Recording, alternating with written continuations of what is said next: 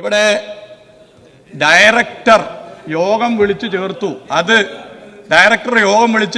അത് മന്ത്രി അറിഞ്ഞിട്ടില്ലേ? മന്ത്രി പണിക്ക് പറ്റുമെന്നാണ് ഇവിടെ ചിലർ ചോദിച്ചത്. അത് ഇൻസ്റ്റാഗ്രാമിൽ BGM ഒക്കെ ഇട്ട് കൊടുക്കാൻ നല്ലതാണ്. ആ ചോദ്യം ഈ ഗവൺമെന്റ് അധികാരത്തിൽ വന്നതിലും ഈ ഗവൺമെന്റിൽ വിവിധ വകുപ്പുകളിൽ മന്ത്രിമാരുമായി ചുമതല ഏറ്റെടുത്തതിലും എല്ലാവരും തൃപ്തരായിക്കൊള്ളണമെന്നില്ല. അതായത് പ്രതിപക്ഷത്തെ എല്ലാവരും തൃപ്തരായിക്കൊള്ളണമെന്നില്ല. അതുകൊണ്ട് പല ആഗ്രഹങ്ങളും അതുമായി ബന്ധപ്പെട്ടുണ്ടാകും. മന്ത്രിമാർ ഇതിൻ്റെ ഭാഗമായി രാജിവെച്ച് പോകണമെന്നോ അല്ലെങ്കിൽ മന്ത്രിമാരാകെ മോശമാകണമെന്നോ ഒക്കെ പറയാനുള്ള തീർച്ചയായിട്ടും നിങ്ങൾക്ക് അതിനുള്ള റൈറ്റ് ഉണ്ട്. അത് പറഞ്ഞുകൊണ്ടേയിരിക്കും. പലർക്കും പല താല്പര്യങ്ങളുണ്ടാവും, പല നെറേറ്റീവ് സൃഷ്ടിക്കാനുള്ള ശ്രമങ്ങളുണ്ടാവും. ആ ശ്രമം നടത്തുന്നവരെ ഒന്നും ഞാൻ തെറ്റു പറയില്ല. പക്ഷേ ആ ഫ്രെയിമിൽ പെടാൻ ഒരാൾ വിചാരിച്ചാൽ മാത്രമേ സാധിക്കൂ. തൽക്കാലം ഞാൻ ആ ഫ്രെയിമിൽ പെട്ടുന്ന നിലയിലേക്ക് ഒരു കർമ്മവും നടത്തില്ല എന്ന് എനിക്ക് നല്ല ധാരണയുണ്ട്. അതിന് ഉപോത്ബലകമായിട്ടുള്ള ആരോപണങ്ങളാണ് ഉയർന്നു വന്നിരിക്കുന്നത്. ഈ ആരോപണങ്ങൾ ടൂറിസം വകുപ്പുമായി ബന്ധപ്പെട്ടുകൊണ്ടുകൂടി ഉയർന്നു വന്നിരിക്കുന്ന സാഹചര്യത്തിൽ ഇപ്പോഴത്തെ ക്രൈംബ്രാഞ്ച് അന്വേഷണം ഈ വിഷയങ്ങളിലേക്ക് ഒന്നും കടക്കാൻ സാധിക്കില്ല ഇത് സംബന്ധിച്ച് കൃത്യമായിട്ടുള്ള ഒരു വിജിലൻസ് അന്വേഷണം നടത്തുവാനായിട്ട് ടൂറിസം വകുപ്പ് ആവശ്യപ്പെടുമോ? സർ, ഈ ഗവൺമെന്റ് അധികാരത്തിൽ വന്നതിലും ഈ ഗവൺമെന്റിൽ വിവിധ വകുപ്പുകളിൽ മന്ത്രിമാരുമായി ചുമതല ഏറ്റെടുത്തതിലും എല്ലാവരും തൃപ്തരായിക്കൊള്ളണമെന്നില്ല. അതായത് പ്രതിപക്ഷത്തെ എല്ലാവരും തൃപ്തരായിക്കൊള്ളണമെന്നില്ല. അതുകൊണ്ട് പല ആഗ്രഹങ്ങളും അതുമായി ബന്ധപ്പെട്ടുണ്ടാകും. മന്ത്രിമാർ ഇതിൻ്റെ ഭാഗമായി രാജിവെച്ച് പോകണമെന്നോ അല്ലെങ്കിൽ മന്ത്രിമാരാകെ മോശമാകണമെന്നോ ഒക്കെ പറയാനുള്ള തീർച്ചയായിട്ടും നിങ്ങൾക്ക് അതിനുള്ള റൈറ്റ് ഉണ്ട്. അത് പറഞ്ഞുകൊണ്ടേയിരിക്കുക. ഇവിടെ വിഷയം വളരെ വ്യക്തമാണ്. ടൂറിസം വകുപ്പ് ഇതിലൊരു നിലപാട് പറഞ്ഞിട്ടില്ല. ടൂറിസം മന്ത്രി അറിഞ്ഞുകൊണ്ടല്ല ഡയറക്ടർ യോഗം വിളിച്ചു ചേർത്തിട്ടില്ല. ഇതിന് ചില പരാമർശങ്ങൾ നടത്തിയിട്ടുണ്ട്.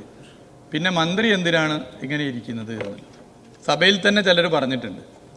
ടൂറിസം ഡയറക്ടർ ഒരു മാസം 40-ലധികം യോഗം വിളിക്കും. അത് LDF ഭരിച്ചപ്പോഴും നേരത്തെ UDF ഭരിച്ചപ്പോഴും അങ്ങനെ വിളിച്ചു ചേർത്തിട്ടുണ്ട്. ആ യോഗങ്ങളൊക്കെ മന്ത്രി നിർദ്ദേശിച്ചിട്ടല്ല. ആ യോഗങ്ങളിലൊക്കെ മന്ത്രി പങ്കെടുക്കണമെന്നില്ല. ആ യോഗങ്ങളൊക്കെ തന്നെ ഒരു തീരുമാനമായി എന്തെങ്കിലും വരുമ്പോൾ ആ തീരുമാനം വേണമെങ്കിൽ സ്വീകരിക്കാം, തള്ളാം, അതിൽ പലതും കൂട്ടിച്ചേർക്കാം. ഇത് സ്വാഭാവികമാണ്. ഇവിടെ ഈ മുൻ ടൂറിസം മന്ത്രി ഈ സഭയിലുണ്ട്. എൻ്റെ മിനിറ്റ്സിനകത്ത് അന്ന് നടന്ന യോഗങ്ങളുണ്ട്, പ്രധാനപ്പെട്ട യോഗങ്ങളുണ്ട്. ആ യോഗങ്ങളെടുത്ത് പരിശോധിച്ചാൽ കാര്യങ്ങൾ വ്യക്തമാണ്. ആ യോഗങ്ങളിൽ സ്വാഭാവികമായും ടൂറിസം വകുപ്പിൻ്റെ അന്നത്തെ മന്ത്രി പങ്കെടുത്തിട്ടില്ല. പലതരത്തിലുള്ള യോഗങ്ങൾ ഇതുമായി ബന്ധപ്പെട്ട് നടന്നിട്ടുണ്ട്. ഇനി ഇത്തരം വിഷയങ്ങളുമായി ബന്ധപ്പെട്ട യോഗങ്ങളും നടന്നിട്ടുണ്ട്. ടൂറിസം ഇൻഡസ്ട്രിയുമായി ബന്ധപ്പെട്ട് ഇത്തരം അഭിപ്രായങ്ങൾ, നിർദ്ദേശങ്ങൾ, ആഗ്രഹങ്ങൾ പുതുതായിട്ട് വന്നതല്ല. ഈ LDF സർക്കാർ വന്നപ്പോഴോ അല്ലെങ്കിൽ നേരത്തെ LDF സർക്കാർ ഭരിച്ചപ്പോഴോ വന്നതല്ല. UDF 2001 ഭരിച്ചപ്പോഴും അതിനു മുമ്പുമായി പല ഘട്ടങ്ങളിൽ വന്നതാണ്. അന്നിങ്ങനെ വന്ന സമയത്തും ഇതുപോലെ യോഗങ്ങൾ നടന്നിട്ടുണ്ട്. അതിൻ്റെ എല്ലാ രേഖയും എൻ്റെ അടുത്തുണ്ട്. ആവശ്യം വേണമെങ്കിൽ ഞാൻ അതും സഭയ്ക്ക് മുമ്പാകെ അവതരിപ്പിക്കാം. അപ്പോൾ പലർക്കും പല താല്പര്യങ്ങളുണ്ടാവും, പല നെറേറ്റീവ് സൃഷ്ടിക്കാനുള്ള ശ്രമങ്ങളുണ്ടാവും. ആ ശ്രമം നടത്തുന്നവരെ ഒന്നും ഞാൻ തെറ്റു പറയില്ല. പക്ഷേ ആ ഫ്രെയിമിൽ പെടാൻ ഒരാൾ വിചാരിച്ചാൽ മാത്രമേ സാധിക്കൂ. തൽക്കാലം ഞാൻ ആ ഫ്രെയിമിൽ പെട്ടുന്ന നിലയിലേക്ക് ഒരു കർമ്മവും നടത്തില്ല എന്ന് എനിക്ക് നല്ല ധാരണയുണ്ട്. ശ്രീ K. ബാബു ചുമതലപ്പെടുത്തിയ പ്രകാരം ശ്രീ എൽദോസ് P. കുന്നപ്പള്ളിൽ. സാർ, ഈ മന്ത്രി ഞങ്ങളെ തെറ്റിദ്ധരിച്ചിരിക്കുകയാണ്. മുഖ്യമന്ത്രിയോ മന്ത്രിയോ രാജിവെക്കണമെന്ന് പറഞ്ഞ് ഞങ്ങളല്ല, CPIയുടെ എറണാകുളം ജില്ലാ ചോദ്യത്തിലേക്ക്. സാർ, ഇവിടെ ഈ മദ്യനയവുമായി ബന്ധപ്പെട്ട് ടൂറിസം വകുപ്പാണോ കാര്യങ്ങൾ ചർച്ച ചെയ്യപ്പെടേണ്ടത്? എനിക്ക് തോന്നുന്നത് ഈ ടൂറിസം വകുപ്പ് എക്സൈസ് വകുപ്പിൽ ഇടപെടുന്നു എന്നതിൻ്റെ ഏറ്റവും വലിയ തെളിവാണ് ഇതുമായി ബന്ധപ്പെട്ട് ടൂറിസം ഡയറക്ടർ ഈ മീറ്റിംഗ് വിളിച്ചത്. സാർ, എനിക്ക് ചോദിക്കാനുള്ളത്, ഇത്രയും സുപ്രധാനമായ മീറ്റിംഗ്, മദ്യനയം പോലെ സുപ്രധാനമായ മീറ്റിംഗുകൾ വിളിക്കുമ്പോൾ ഒരു സംസ്ഥാന ഗവൺമെന്റ് അറിയണ്ടേ? മന്ത്രി ഇത് അറിയണ്ടേ?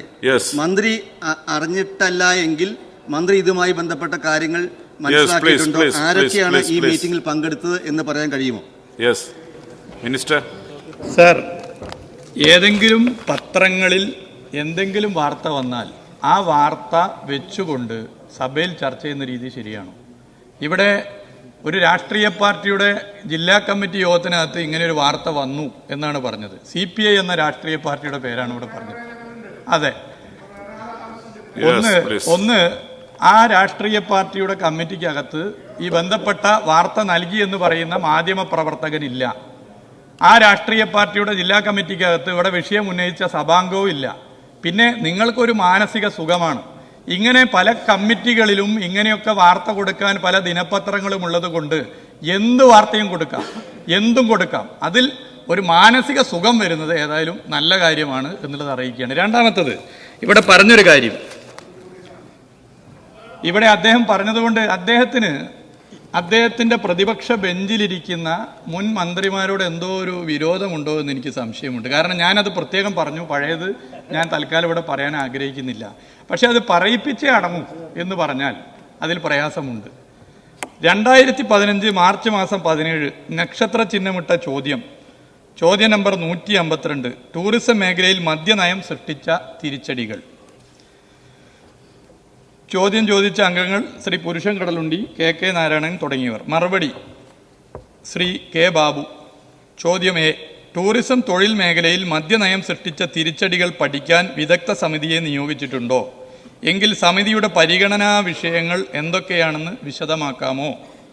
ബി, ടൂറിസം തൊഴിൽ വകുപ്പ് സെക്രട്ടറിമാർ നൽകിയ റിപ്പോർട്ടിലെ എന്തെല്ലാം ശുപാർശകൾ മന്ത്രിസഭായോഗം പരിഗണിച്ചുവെന്ന് വിശദമാക്കാമോ? വകുപ്പ് സെക്രട്ടറിമാർ ശുപാർശകൾ തയ്യാറാക്കിയത് എന്തെല്ലാം പരിഗണനകളുടെ അടിസ്ഥാനത്തിലായിരുന്നുവെന്ന് വ്യക്തമാക്കാമോ?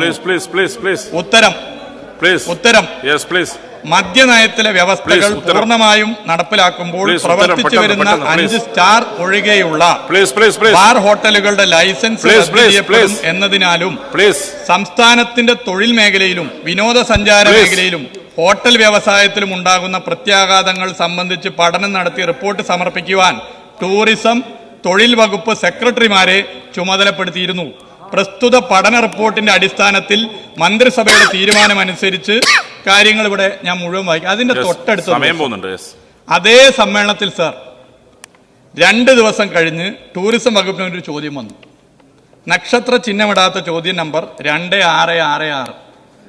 ചോദ്യം, ഈ സർക്കാർ പ്രഖ്യാപിച്ച മദ്യനയം ടൂറിസം മേഖലയെ ഏതൊക്കെ നിലയിൽ ബാധിച്ചിരുന്നുവെന്ന് വിനോദസഞ്ചാര വകുപ്പ് വിലയിരുത്തിയിരുന്നുവോ? ഉത്തരം, വിനോദസഞ്ചാര വകുപ്പ് പ്രത്യേകമായി വിലയിരുത്തിയിട്ടില്ല.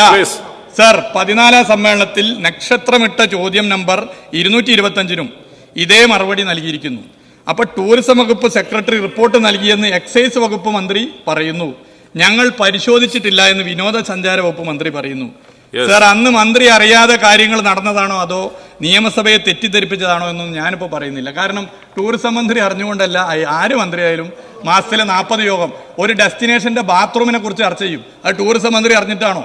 ഇനി ഞാൻ പറയട്ടെ സാർ, ഇവിടെ 2 മന്ത്രിമാരും ഈ ഗവൺമെന്റിലെ 2 മന്ത്രിമാരും ഒരേ അഭിപ്രായമാണ് പറഞ്ഞത്. അതാണ് ഇവരുടെ പ്രശ്നം. ഒരേ അഭിപ്രായം പറഞ്ഞു. എന്നാൽ അന്നത്തെ ഗവൺമെന്റിലെ 2 മന്ത്രിമാരും 2 അഭിപ്രായമാണ് ഇതുമായി ബന്ധപ്പെട്ട് പറഞ്ഞത്. ഇനി ഇവിടെ ഡയറക്ടർ യോഗം വിളിച്ചു ചേർത്തു. അത്